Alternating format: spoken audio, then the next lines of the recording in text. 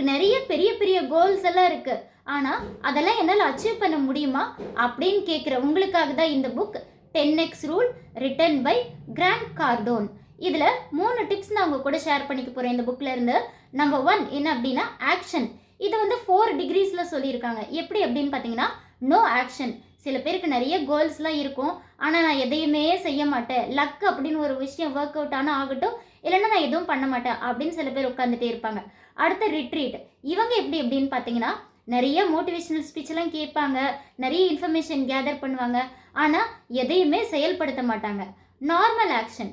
இவங்க நிறைய மோட்டிவேஷனல் ஸ்பீச்செல்லாம் கேட்டுட்டு இன்ஸ்பயர் ஆகிட்டு நான் இதை பண்ணுவேன் அதை பண்ணுவேன் அப்படின்ட்டு ஒரு 2 or 3 days பண்ணுவாங்க, அதுக்கப்புறம் எதையுமே பண்ணாமல் விட்டுருவாங்க.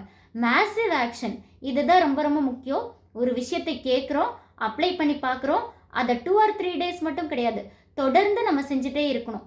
ஓகே, என்னோட கோல் பெருசாக இருக்குது, நான் அச்சீவ் பண்ணணும்னா என்ன பண்ணணும் அப்படின்னா நம்ம யூஸ்வலாக ஆவரேஜாக ஒர்க் பண்ணுறதை விட 10 மடங்கு அதிகமாக ஒர்க் பண்ணுமா. இதுக்கு ஒரு விஷயம் சொல்கிறாரு ஸ்மோக்கி க்ரீச்சர். ஸ்மோக்கி க்ரீச்சர்னா நம்ம எல்லாருமே டாட்டாய்ஸ் அண்ட் ரேபிட் ஸ்டோரி கேட்டிருப்போம். ரேபிட் ஸ்டார்டிங்கில் வேகமாக ஓடிட்டுருக்கும், ஒரு இடத்துல டயர்டாகி படுத்துரும். டாட்டாய்ஸ் என்ன பண்ணிகிட்டு இருக்கோம், ஸ்லோவாக ஓடிட்டே இருக்கும். ஆனால் ரைட்டர் என்ன சொல்கிறாரு அப்படின்னு பார்த்தீங்கன்னா இந்த ரெண்டுமே செட் ஆகாது.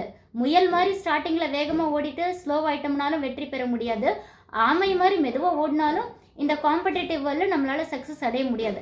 அப்போ ஸ்மோக்கி க்ரீச்சர் மாதிரி நம்ம ஆமையாகவும் இருக்கணும், முயலாகவும் இருக்கணும், வேகமும் தேவை, நிதானமும் தேவை அப்படின்னு சொல்லியிருக்காரு.